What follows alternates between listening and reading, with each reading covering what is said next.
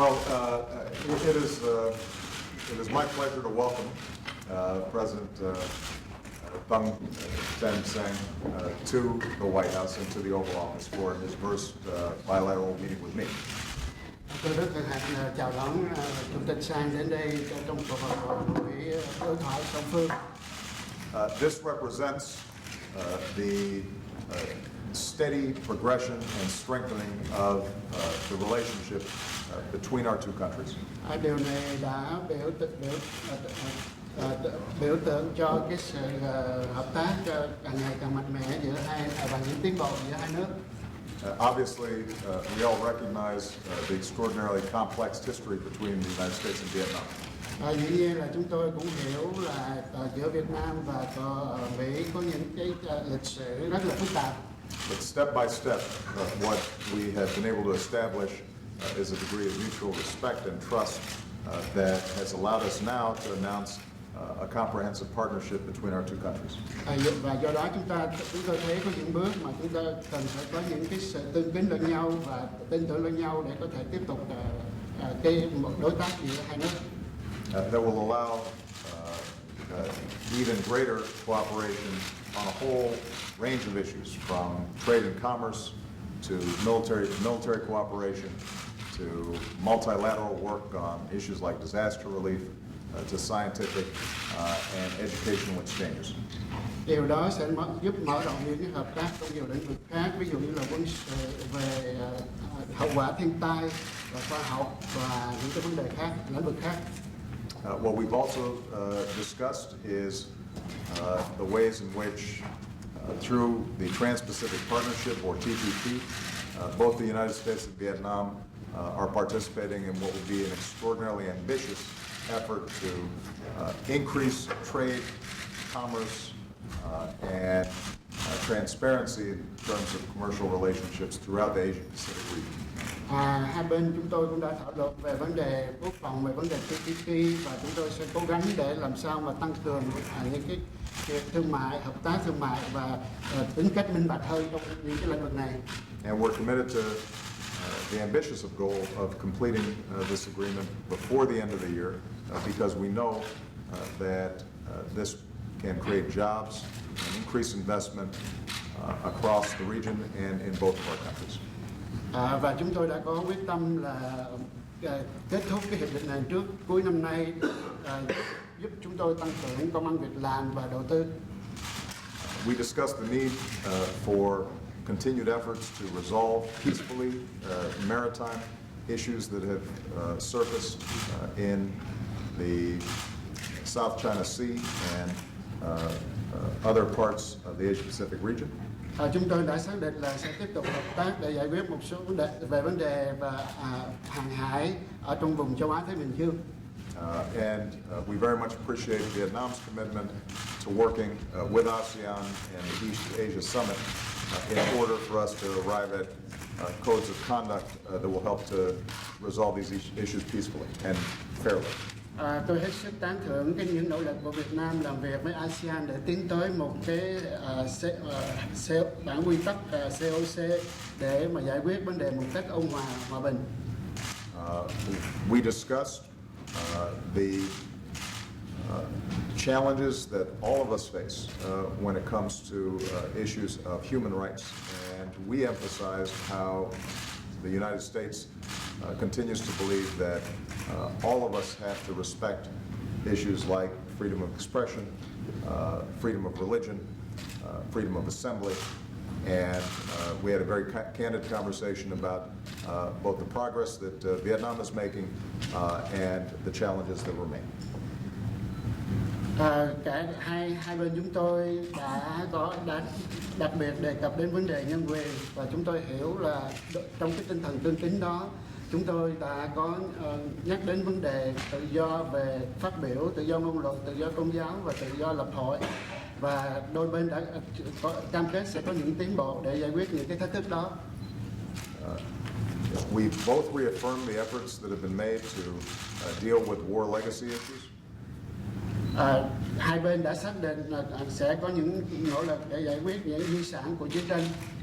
We very much appreciate Vietnam's continued cooperation as we try to recover our missing in action and those that were lost during the course of the war. Chúng tôi cảm ơn sự hợp tác của Việt Nam để tìm người Mỹ mất tích và những người đã hy sinh trong chiến tranh. And I reaffirm the United States' commitment to work with Vietnam around some of the environmental and health issues that have continued decades later because of the war. Chúng tôi có đưa ra cam kết của Hoa Kỳ là tiếp tục làm việc với Việt Nam để giải quyết cái vấn đề môi trường và những vấn đề y tế, sức khỏe công cộng mà do chiến tranh để lại. And finally, we agreed that one of the great sources of strength between our two countries is the Vietnamese American population that it is here, but obviously has continued strong ties to Vietnam. Và đôi bên cũng đã đồng ý là cái cộng đồng người Việt ở hải ngoại này ngày càng lớn mạnh và sẽ đóng góp rất tốt cho sự phát triển của Việt Nam. And ultimately, it's those people-to-people relations that are the glue that can strengthen the relationship between any two countries. Và dĩ nhiên là cái sự giao thiệp tiếp xúc giữa những người dân đó sẽ là một cái chất keo để giúp tiến bộ giữa hai nước. So I just want to say to President Sang how much I appreciate his visit. Một lần nữa tôi xin nói với ngài Chủ tịch là tôi rất cảm ơn cái chuyến đi thăm của ngài. I think it signifies the maturing and the next stage of the development between the United States and Vietnam. Tôi nghĩ đây là một cái dịp để mà chúng ta tiến đến một cái sự hợp tác trưởng thành hơn trong những cái bước kế tiếp cho cả hai nước. As we increase consultations, increase cooperation, increase trade and scientific and education exchanges, ultimately that's going to be good for the prosperity and opportunities of people here in the United States, as well as good for the opportunities and prosperity of the people of Vietnam. Dĩ nhiên nếu chúng ta tăng cường sự hợp tác và về đủ các mặt về thương mại, về khoa học, về các lĩnh vực khác đó thì điều đó sẽ mang lại lợi ích và thịnh vượng tốt chẳng những cho người Mỹ mà còn cho người Việt Nam nữa. At the conclusion of the meeting, President Sang shared with me a copy of a letter sent by Ho Chi Minh to Harry Truman. Vào cuối buổi trao đổi này đó thì Chủ tịch Sang có trao cho chúng tôi một bức thư mà ông Hồ Chí Minh đã gửi cho cố tổng thống Truman của Mỹ. And we discussed the fact that Ho Chi Minh was actually inspired by the U.S. Declaration of Independence and Constitution and the words of Thomas Jefferson. Và chúng tôi đã đồng ý là ông Hồ Chí Minh đã lấy được nguồn cảm hứng từ cái bản tuyên ngôn độc lập của nước Mỹ và những cái lời lẽ của ngài tổng thống Jefferson. Ho Chi Minh talks about his interest in cooperation with the United States. Lúc đó trong cái thư ông Hồ Chí Minh nói là ông rất là quan tâm đến chuyện hợp tác với Hoa Kỳ. And President Sang indicated that even if it's 67 years later, it's good that we're still making progress. Và Chủ tịch Sang có nói với tôi là mặc dù sau 67 năm rồi vẫn chỉ thấy có nhiều tiến bộ. Thank you very much for your visit, and I look forward to continued work together. Xin cảm ơn ngài và tôi trong đợi sẽ có dịp hợp tác tiếp tục với ngài.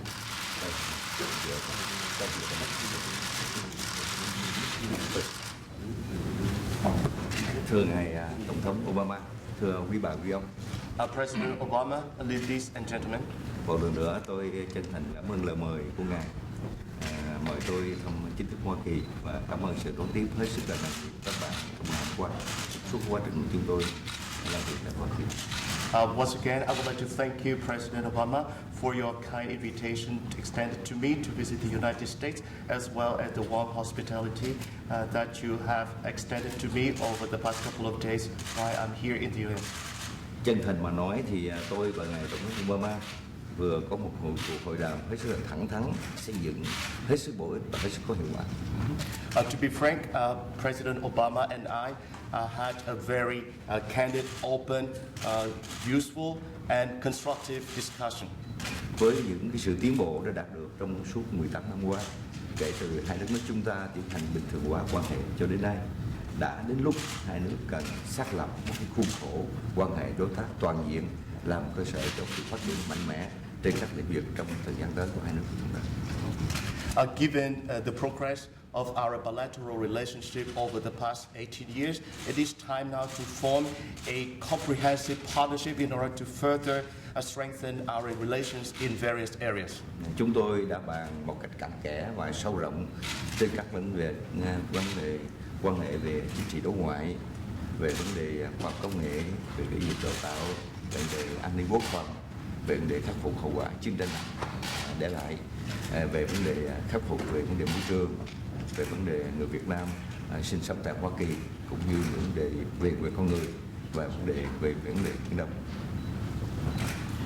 We discussed various matters, including political relations, science and technology, education, defense, the legacy of the war issue, environment, the Vietnamese American community, human rights as well. Trên từng vấn đề với tinh thần hết sức là And the issue as well. I'm sorry. trên từng vấn đề hết sức là thẳng thắn và từ đây tình xây dựng chúng tôi đã đạt một sự thống nhất rất là cao. In a candid, open and constructive spirit, we have come to agree on many issues. Sẽ tăng cường hơn nữa tiếp xúc cấp cao giữa hai nước của chúng ta. We will strengthen high-level exchanges between the two countries. Sẽ tăng cường nâng cấp một cách hợp lý và cần thiết những cơ chế quan hệ đối thoại của các cấp và đặc biệt là cấp cao. We will consider in order to continue to upgrade the mechanism of cooperation at the high level, as well as take the best use of the existing mechanism of cooperation. Tôi cho rằng đây là cơ sở hết sức quan trọng tạo sự tin cậy chính trị rất là cao với đất nước, tạo những thuận lợi cho phát triển tất cả các lĩnh vực mà hai bên cùng quan tâm. Particularly, we will continue regular dialogue at the highest level as possible. I believe that this is a way in order to build a political trust for further development of our cooperation in all areas. Các vấn đề còn lại như là vấn đề kinh tế thương mại sẽ được tiếp tục và thúc đẩy mạnh mẽ. Đặc biệt Việt Nam chúng tôi cam kết mạnh mẽ sẽ tham gia tích cực trong quá trình đàm phán để có thể kết thúc sớm trong năm nay hiệp định TPP. Economic and trade relations continue to be important to our relations. As far as TPP is concerned, the Vietnamese side will do its utmost in order to participate in the process of negotiations for the conclusion of TPP by the end of this year. Về khoa học công nghệ, về giáo dục đào tạo, về quốc phòng an ninh cũng đã được bàn bạc một cách hết sức là thấu đáo. We also discussed in detail our cooperation in science and technology, in education and training, as well as security and defense. Về lĩnh vực khắc phục hậu quả chiến tranh, chúng tôi cũng đã bàn bạc kỹ kể cả vấn đề về con người mà ý kiến hai nước chúng ta còn có những điểm khác biệt. We also touch upon the war legacy issues, including human rights, which we still have differences on the issue. Tôi cũng đã dành thời gian trao đổi với ngài Tổng thống Obama, bày tỏ lời cảm ơn chân thành của chính phủ chúng tôi về cái sự chăm sóc hết sức chu đáo của chính phủ như Hoa Kỳ trong suốt quá trình mấy mươi năm qua đối với bà con người Việt Nam sinh sống và làm việc và bây giờ là người Mỹ gốc Việt trên đất nước Hoa Kỳ. I also express my appreciation for the care that the U.S. Has extended to the Vietnamese who came to settle in the United States, and now they have become American citizens and contributing to the overall development of the U.S. Chúng tôi cần cảm ơn Tổng thống cũng chính phủ Hoa Kỳ và nhân dân Hoa Kỳ giúp đỡ rất là nhiều, và phần lớn hầu hết nhân dân Việt Nam, đồng bào chúng tôi là những người Việt gốc Mỹ làm ăn ở Hoa Kỳ hết sức thành đạt kể cả trong việc hoạt động chính trị. And thanks to the support and assistance from the U.S. government as well as the American people, the Vietnamese community, the Vietnamese American community here in the U.S. Has become more and more prosperous and successful in their life as well as work. Tôi nhân dịp này cũng bày tỏ một sự mong muốn của chính phủ Việt Nam rằng bà con người Việt đang sinh sống và làm việc Hoa Kỳ sẽ là chiếc cầu vững chắc nối liền cái tình hữu nghị của nhân dân hai nước và sự phát triển mạnh mẽ hai nước Hoa Kỳ Việt Nam trong thời gian tới. And I also would like to take this opportunity to express a message to convey a message from our government to the Vietnamese American community here in the U.S. that we would like to see you contributing more and more to the friendship between our two countries, as well as further development of our relationship in the future. Về vấn đề Biển Đông cũng đã được bàn bạc tới một cách thấu đáo. We also discussed in detail the issue of the East Sea. Chúng tôi hết sức là hoan nghênh chính phủ Hoa Kỳ ủng hộ lập trường Việt Nam cũng như các nước thành viên ASEAN của chúng tôi là giải quyết những tranh chấp ở Biển Đông bằng biện pháp hòa bình trên cơ sở tôn trọng luật pháp quốc tế, DOC tiến đến COC và cam kết là đảm bảo tự do hàng hải trên Biển Đông. We appreciate and welcome the U.S. Support for our stance in this matter, as well as the stance of ASEAN relating to this particular matter. And we appreciate the U.S. support to solving the matter by peaceful means in accordance with international law, DOC, and moving toward to COC. Và tôi cũng bày tỏ một cái sự hoan nghênh Hoa Kỳ cũng như các nước khác hết sức quan tâm chăm sóc cái sự nghiệp hòa bình ổn định ở Biển Đông nói riêng cũng như khu vực thịnh vượng ở Biển Đông nói riêng cũng như ở khu vực ASEAN nói riêng cũng như khu vực châu Á Thái Bình Dương. We welcome the United States support as well as other countries' support in the matter in order to ensure peace, stability, prosperity, not only in the East Sea but also in the Asia Pacific and the world at large. Một điều hết sức quan trọng thưa quý bà quý ông, tôi thay mặt chính phủ Việt Nam chúng tôi đã bày tỏ một cái lời mời kính trọng của chúng tôi đến ngài Tổng thống Obama và ngài cũng đã nhận lời sẽ thăm Việt Nam trong nhiệm kỳ này của ngài. Last but not least, I also, on behalf of our government and our state, to extend to President Obama our invitation to visit Vietnam. And President Obama has accepted the invitation, and we try his best to pay a visit at least before the end of his term. Lần nữa tôi xin trân trọng cảm ơn sự đón tiếp hết sức là nồng hậu thân tình của ngài Tổng thống Obama cũng như các vị lãnh đạo của chính phủ Hoa Kỳ và mong muốn rằng sự hợp tác của hai nước ngày càng phát triển mạnh mẽ vì lợi ích của hai nước cũng như lợi ích của khu vực ASEAN và lợi ích của khu vực châu Á Thái Bình Dương. Actually, I would like to correct my translation a little bit. And President Obama has accepted our invitation, and we try his best to pay a visit to Vietnam during his term. And once again, I would like to thank President Obama and all the American people for the warm hospitality extended to me during this trip to the United States, and I believe that our cooperation will continue to strengthen for the mutual interest and benefit of our people. Thank you.